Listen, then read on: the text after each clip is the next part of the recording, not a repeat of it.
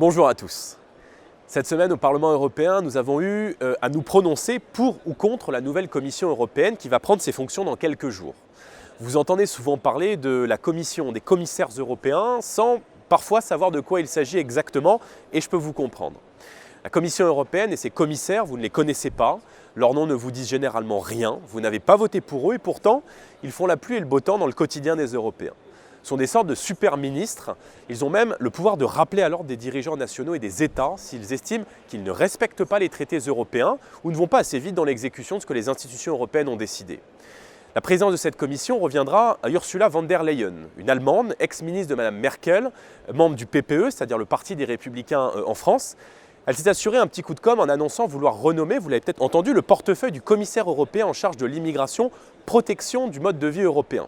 Alors face aux critiques, elle a finalement intitulé son portefeuille « Promotion du mode de vie européen ». Elle n'est donc pas encore en place, qu'elle s'est déjà couchée face aux pressions de la gauche et de l'extrême gauche. La commissaire européenne à la concurrence, la danoise Margrethe Vestager, issue de Renew Europe, les amis de Nathalie Loiseau et d'Emmanuel Macron, sera elle chargée d'appliquer impitoyablement l'ouverture tout azimut à la concurrence et de pousser aux privatisations. La concurrence libre et non faussée est pour eux un dogme, une religion, qui fait pourtant des ravages dans les États membres. La hausse insupportable des prix de l'électricité, le démantèlement du service public ferroviaire français, tout ça vient de là et ils n'en ont pas terminé.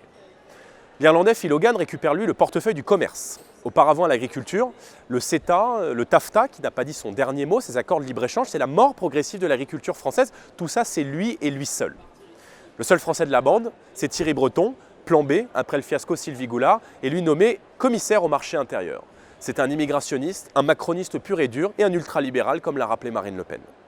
Je vous passe les 23 autres commissaires, car malgré quelques têtes qui changent, en réalité, il est très frappant de voir à quel point la nouvelle commission ressemble en tout point à l'ancienne commission Jean-Claude Juncker.